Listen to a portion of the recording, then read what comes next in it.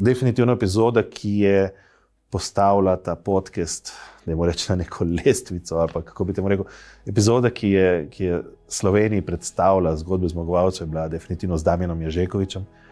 Fant, ki je živel v zelo težkih situacijah, ki je odraščal z mamo, ki ga je vsak dan, bi lahko rekli, pretepala, zmerjala, kričala na njega in ga je na neki točki celo poskušala, se ne vem zdaj, ali je imela v mislih, da bo na koncu vzela življenje ali ne, ampak bilo je blizu.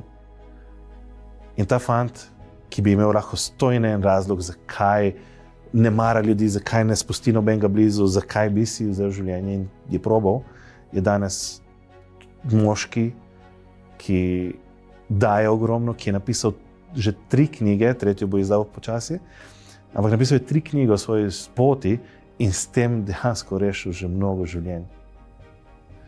In kar je njega ustavilo pri enem od teh poskusov, je pa nekaj, kar je bilo meni recimo v tisti epizodi tako res wow. In sicer razlagal je temu, kako hodi po bloku v najvišje nadstropje, na streho, ker je bil odločen, da zaključi.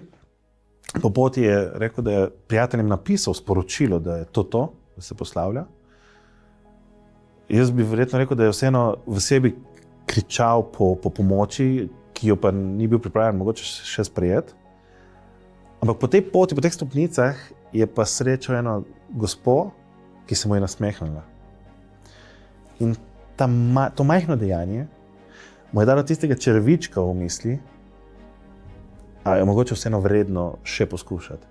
In to majhno dejanje, ta prijaznost mu je dala dovolj upanja, dovolj moči, da je počakal, da so se prijatelji odzvali na sporočilo in da so ga prepričali, da je naredil vseeno korak nazaj.